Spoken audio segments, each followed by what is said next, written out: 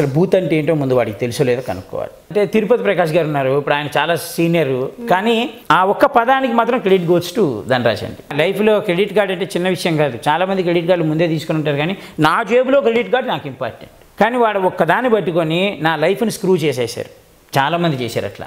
వినయ్ మోహన్ శర్మ అనేవాడు చంటి పిల్లాడు అని నాకు నేను చెప్పుకోవడానికి, జనాలకు చెప్పడానికి ఇది ఒకటి హ్యాపీనెస్ కూడా. ఎప్పుడు జనాల్లో నానడం అనేది చాలా ఇంపార్టెంట్. ఒకసారి ఆఫీస్కి రామ్మా, డైరెక్టర్ గారిని తోటి మాట్లాడుతున్నారంటే వీడు ఎంత హ్యాపీ ఫీల్ అవుతాడు. నా పాలసీ ఏంటంటే మనం యుద్ధంలోకి వెళ్ళే సోల్జర్ టైపు. ఓసారి బుల్లెట్లు తగులుతాయి, ఓసారి తప్పించుకోవాలి. అబ్బో యాంకర్ రింగ్ ఒకటే పెట్టుకోవాలి. ఇక నాగబాబు గారు కూడా 100 సార్లు చెప్పేవారు. నాగబాబు గారు నాకు సిగ్నల్ ఇచ్చేవారు. ఈరోజు నాకు ఒక ఇల్లు ఉంది అంటే బికాస్ ఆఫ్ జబర్దస్త్. ఇంకొక అమ్మాయికి చెబుదాం అని అనుకునే లోపలే పెళ్ళి అయిపోయింది భయ్యా. మనం ఒక్కలం అంటే కొత్తగా ఇండస్ట్రీ, మనకేం తెలియదు. ఈ జూబ్లీహిల్స్ రోడ్లు అవన్నీ ఎలా ఉంటాయి, వాడిని వేసుకొని బయలుదేరేవాడిని. అది తీసుకొని ఓసారి లేపి నువ్వు నేను చేయలేవురా అని ఒకసారి కొట్టురా అంతే అన్నాడు.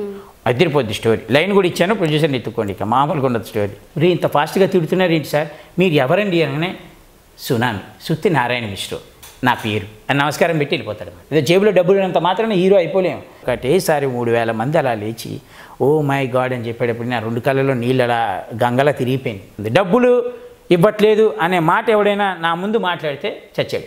ఈరోజు విన్నా రేడియో మిర్చిలో చంటిగాడు అద్దరిపై డైలాగ్ కొట్టాడు. మురిగ్గుంటలో పాడైపోయిన పైపు మీద వాలిన ఈగ ముక్కు కంటుకుంటే కుక్క పెట్ట మొహం వాడా అని ఒక తిట్టది. ఒకసారి ఆఫీస్కి రామ్మా, డైరెక్టర్ గారిని తోటి మాట్లాడుతున్నారంటే వీడు ఎంత హ్యాపీ ఫీల్ అవుతాడు. నీకు పెద్దగా వర్క్ ఏముండదు, రేడియో జాకీ కాబట్టి. రేడియో జాకీకి సెలెక్ట్ అయ్యామంటే పెద్ద పని ఏమి ఉండదు.